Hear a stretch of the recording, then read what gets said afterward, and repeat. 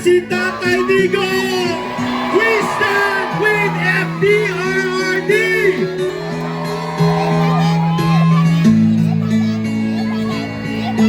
If only Tatay Digong could see this, kahit man lang sa video, but I'm sure the spirit that we have here right now is radiating all the way to the Hague, Netherlands.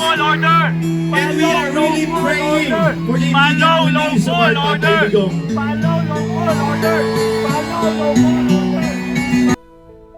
Yun lang, nakakalungkot na isipin ang nangyari sa ating pinakamamahal na dating Pangulong Rodrigo Roa Duterte.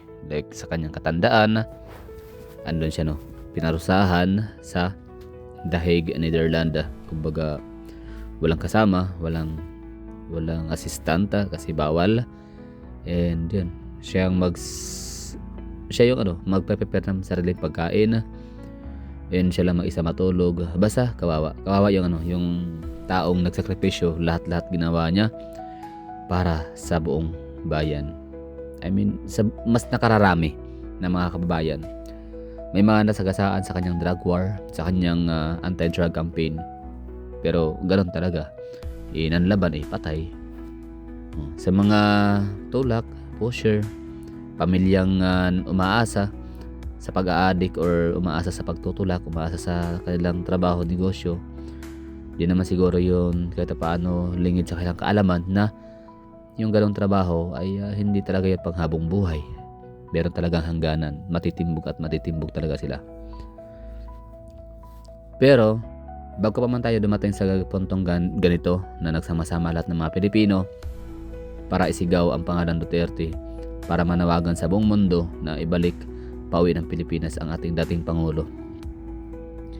Ang Davao City ay isang napakapayapa, napakatahimik na lugar.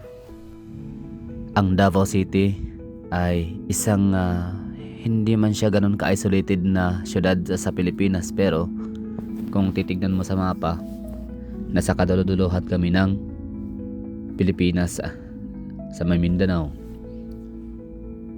Mayaman, progresibo, asinsado na syudad ang Davao City. Siyempre sa pamumuno ng pamilyang mga Duterte. Every araw or kadayawan, masaya ang Davao. Sineselebrate ng lahat yung mga palabas sa kalsada, mga parada. Pero this time, so ito yung nangyari. Meron na mga bit-bit na mga banner. Yan, pinaglalaban, isinisigaw ang hustisya para sa kay Tatay Duterte, Tatay Digong. So ang Davao City is highly urbanized city. Meron kaming population na 2 million 2025. Latest update, updated na yung statistics na yan. Davao City is top 5 wealthiest city sa buong Pilipinas, next to, alongside with Quezon City, Makati, Taguig, Pasig. So ang Davao City, hindi ito gaganda ng kagaya nito, hindi siya magiging peaceful, tahimik kung hindi dahil sa mga Duterte. Kaya nga siya naging Pangulo, kaya nga siya binoto ng mga Pilipino. Hindi lang sa Davao, hindi lang sa Mindanao, kundi sa buong Pilipinas at sa buong mundo kung saan may Pilipino. Binoto, pinili si Tatay Digong na maging presidente. Hindi dahil sa nagmayabang ang tao, si Tatay Digong, na siya ay magaling. Ibinoto, inihalal, pinilit, pinapanawagan ng mga Pilipino na tumakbo bilang Pangulo si Tatay Digong. Hindi dahil sa si Tatay Digong ay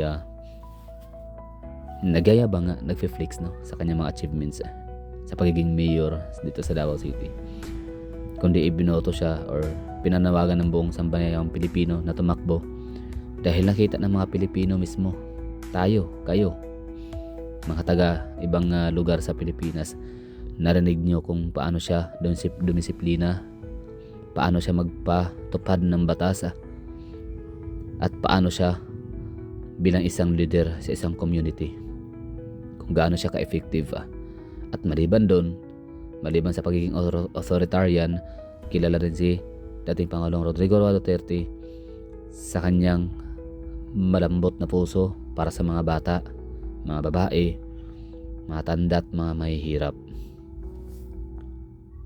Kumbaga yung kanyang serbisyo, yung kanyang dedikasyon sa pagtatrabaho bilang isang tagapaglingkod sa bayan, being public servant, dedikasyon niya talaga yon para sa lahat, lalo na nga sa mga kawawa, mga bata, mga babae, kababaihan at mga mahihirap na madalas logi or pinagkaitan ng serbisyo na dapat nilang makuha galing sa pamahalaan. Yun yung iniisip ni Tatay Digong talaga dati, lagi pa man. Matapang siya, oo. Nakakatakot siya, oo. Para sa mga taong nag-a-addict, para sa mga taong nagnanakaw, nang-i-snatch, nang-hold up, delikado sa Tatay Digong, nakatakot. Dangerous, matapang, nanggagalaiti, nagngingit-ngit, nagmumura sa mga taong hindi lumalaban ng batas, nambibiktima ng mga bata, babae, inosente, mga taong nagtatrabaho. Maraming mga ganong sitwasyon dito sa Davao City dati na, for example, meron kaming kababayan na isang working student. I think it's 21 years old yung mama. Working student siya sa Jollibee, isang breadwinner. Siya ay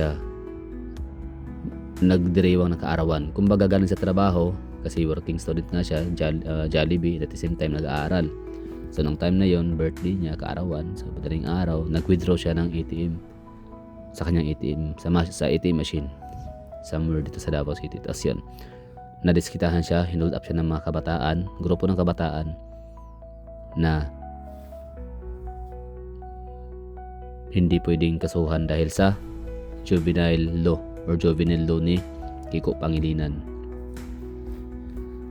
Galit na galit, bad trip, durog na durog ang puso ni Tatay Digong sa panahon na yun. Kasi nga yung bata nasaksak patay.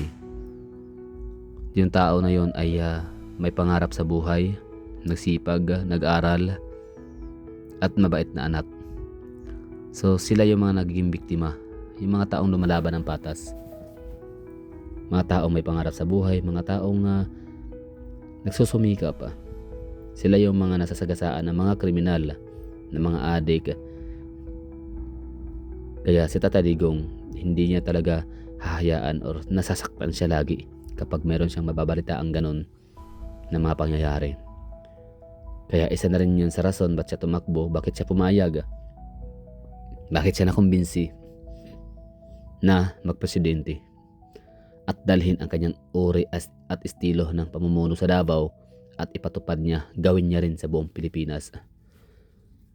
Dito sa atin sa Pilipinas, dahil ano tayo dito, tinatawag natin parang meron tayong popularity vote kung tawagin, na iboboto natin yung politician, yung pagka-presidente base sa kanyang pangalan at kanyang pagiging sikat. Manalo ka ng presidente kahit wala kang pinag-aralan, kahit hindi ka tapos, kagaya na lang sa ginawa ni BBM,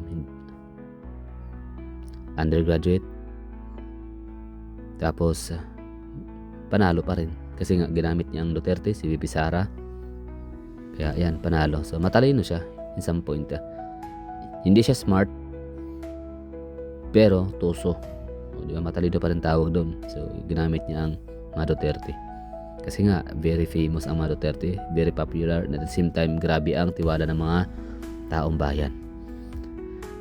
So for an instance, Jejomar Binay, di ba naalala niyo dati yung kanyang parang dala plataforma nung siya ay tatakbo pagkapangulo.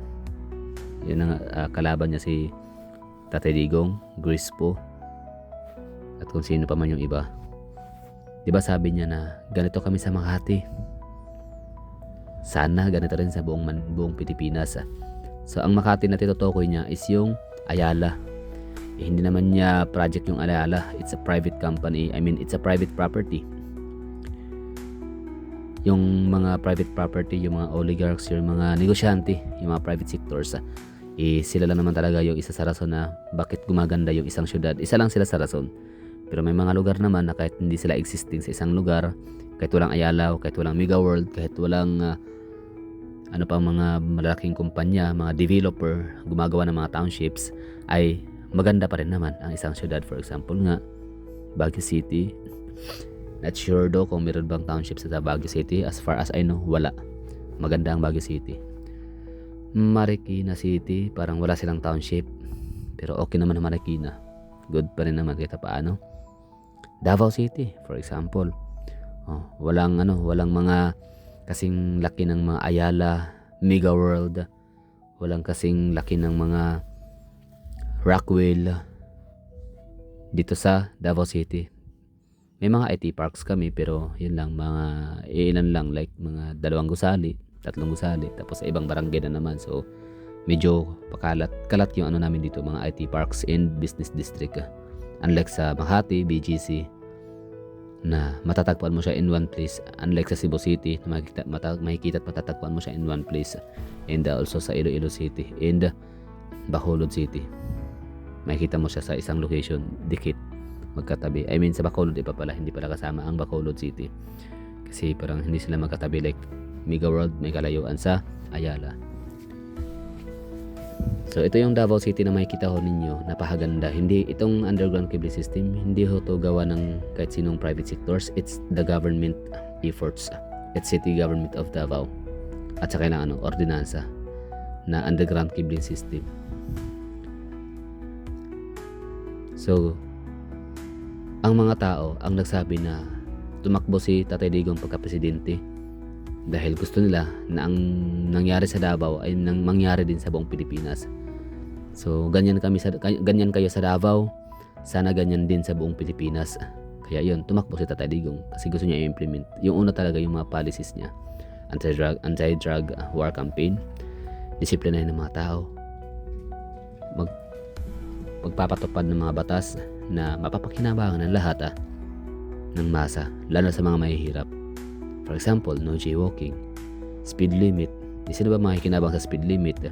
Lahat. So pag mayroong sinusunod na speed limit sa isang lugar, may iwasan yung mga fatal accidents or mga deadly accidents. So ang Davao City, maraming mga ginagawa nga ang Duterte dito sa lugar, kaya sila nakilala sa buong Pilipinas, actually sa buong mundo. Kasi sa mga implementing ng mga batas or sa mga existing na mga batas na talagang well implemented, na masasabing hindi siya gawa-gawa lang para lang kunyari merong matawag na ginawang batas or merong ginawang performance ang isang mayor. So dito sa Davao City, ginawa yun with purpose talaga siya, at meant to be implemented, at meant to be nasusundin, at magkukos siya ng napakagandang effects. Yan nga, malinis ang Davao, asinsado, progresibo, and livable. Nakalungkot lang isipin na pagkatapos namin pinahiram si Tatay Digong, although hindi naman namin sinisisi ang mga Pilipino, hindi kami mga taga Davao dumating sa punto na nanonumbata, kasi happy rin naman kami sa ginawa ni Tatay Digong. Ibig sabihin, happy kami kasi Luzon, Visayas, and Mindanao, lahat din mga Pilipino, mga taga-ibang bansa, ng mga kababayan, mga Pilipino yun, na siniservisyohan ni Tatay Digong. Kumbaga, kagaya ni Tatay Digong, kami mga taga Davao ay hindi kami naging madamot kailanman, na kung anong blessings meron kami, sinishare namin. In fact, pag may mga bagyo sa Manila, Luzon, or somewhere in the Philippines, ang mga taga Davao ay taos-pusong nagbibigay ng suporta, financial, mga pagkain, donations. In fact, meron kami ditong mga tinatanggap na pamasko bawat Pasko galing sa City Government of Davao. Ngayon, nung may bagyo, for example, Odette, yung bagyong Odette sa Cebu, yung aming dapat tatanggapin ng mga regalo galing sa City Government of Davao, dinonate na lang namin.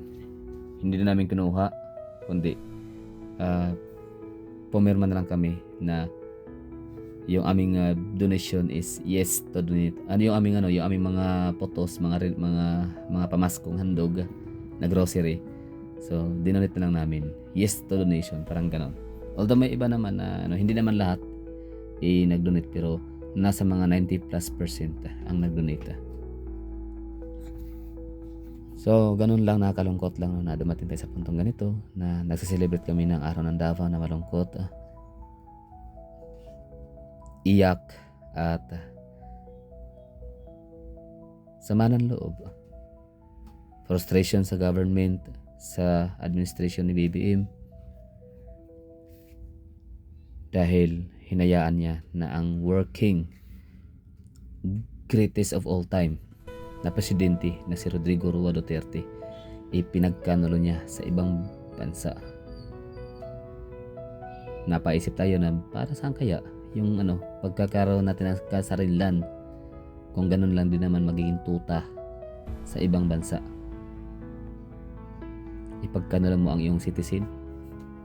Sige, sabihin na lang natin meron na mga nalabag sa batas si Tatay Digong.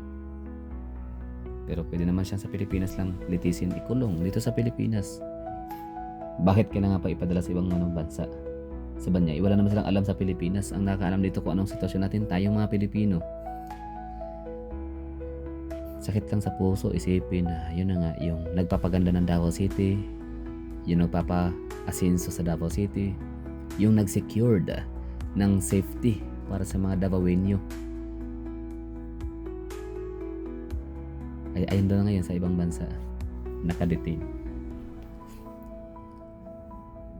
Marami siyang ginawa, hindi lang sa Davao kundi sa buong Pilipinas. Sa loob ng kanyang 6 na taon bilang isang pangulo, dami niyang mga natulungan, hindi man tulong na personal na inabutan ng pera, pagkain, kagaya ng ginagawa ngayon ng administrasyon na AKAP, which is hindi naman talaga nakakatulong yung ganong programa, kundi ito ay nag-uudyok pa sa mga mamamayang wag na lang magtrabaho kasi mayroon namang ayuda, kahit di naman wala namang nasalanta sa bagyo, wala namang kalamidad.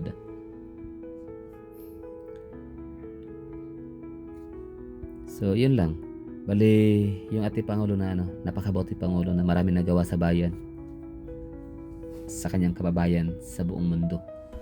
OFW, mga taga Pilipinas, dami niyang mga policies, dami niyang mga programa, ang dami niyang batas na ginawa na napapakinabangan ng karamihan.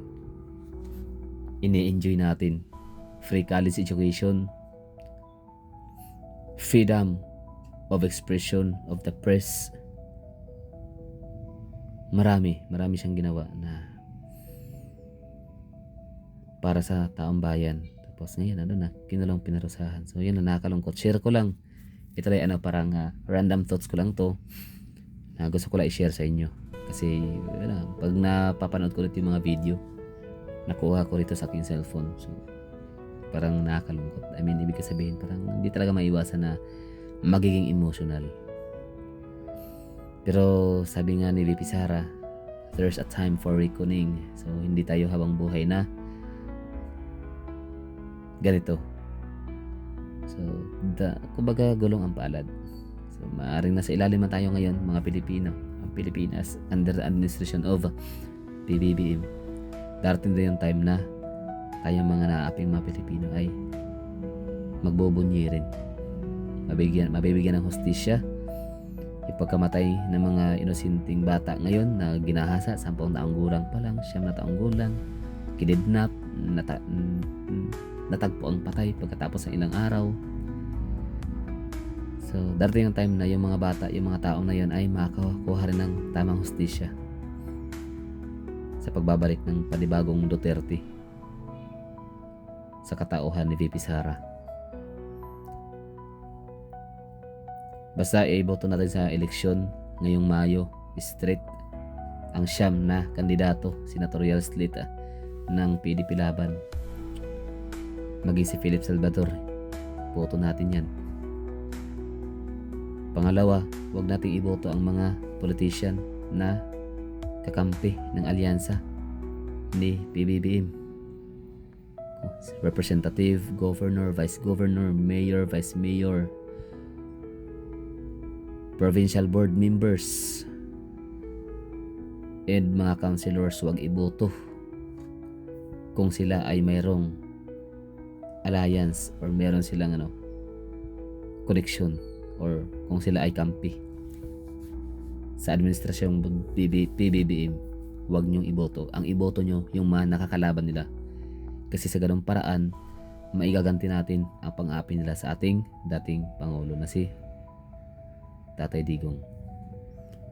Kung mahal natin si Tatay Digong, iboto natin ang kanyang mga sinusuportahan at iibasura natin, i-flash natin si Inodoro ang mga mga kasapi sa tropa ni BBM in Tambaloslos. Minsan na tayo nagkamali noong eleksyon. Nagkamaling hindi iboto or nagkamaling iboto si BBM. Nagkamali tayong hindi natin pinakinggan si Tatay Digong na wag iboto si BBM kasi meron siyang bagahe. Weak leader, walang alam sa pagpapatakbo ng komunidad.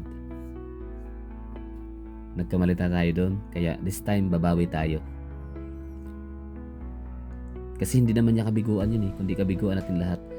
Si Tatay Digong handa siyang mamatay doon sa labas. Handa siyang mamatay sa paninindigan na yung kanyang ginawa ay hindi para sa kanya, kundi para sa bayan. Kasalanan man ito ring ng mga kalaban, kasalanan man sa batas ng Diyos at sa batas ng tao, para sa kanya, yan ang pinakadabis na ginawa niya.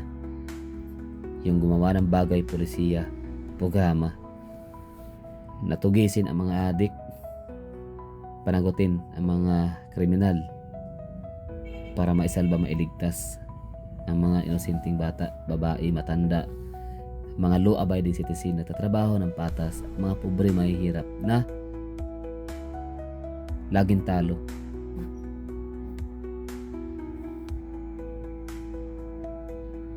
Laging tinanggalan ng karapatan, hindi nakakuha ng tamang serbisyo sa mga politiko na ating binuboto. So yun lang, sana ay patuloy pa rin tayong magdarasal para sa safety. Unang-una, health. Pangalawa, safety ni Tatay Digong na sana itratuhin siya ng maayos ng kanyang mga taga-ICC. So yun na siguro. Maraming thank you sa mga nanonood dyan. God will save the Philippines.